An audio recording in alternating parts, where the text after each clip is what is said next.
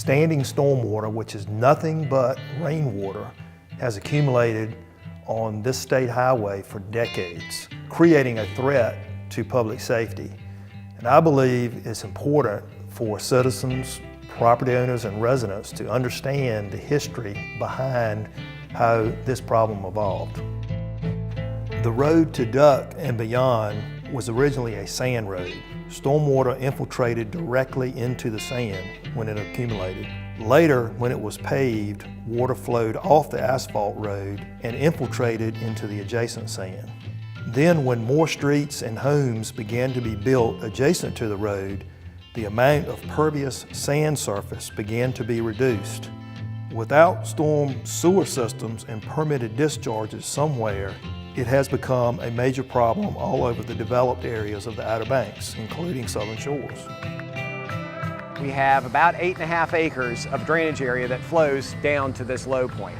Of that 8.5 acres, about almost 4 acres is impervious, and the water was all flowing to this location and pooling just south of the intersection where we didn't really have room for it to infiltrate.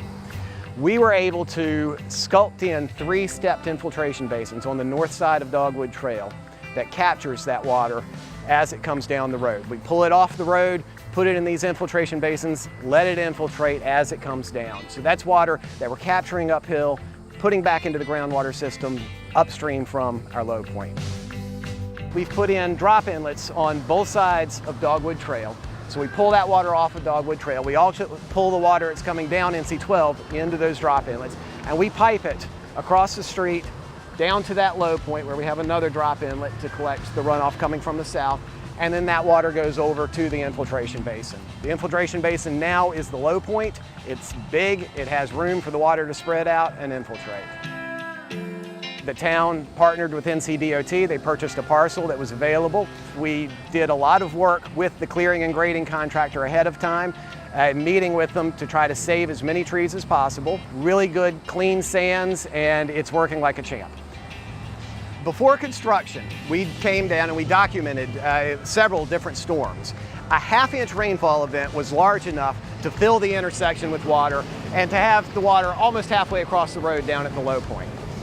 During construction, but after the drainage infrastructure had gone in, we got a half-inch rainfall event. And we came out here immediately following the event to see what happened. And what we saw was no water ponded onto the road, the water flowing into the infiltration basin and infiltrating rapidly.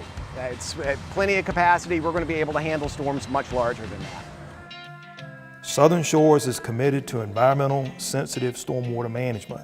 For that reason, any stormwater management techniques that are implemented here follow nationally recognized low-impact development standards.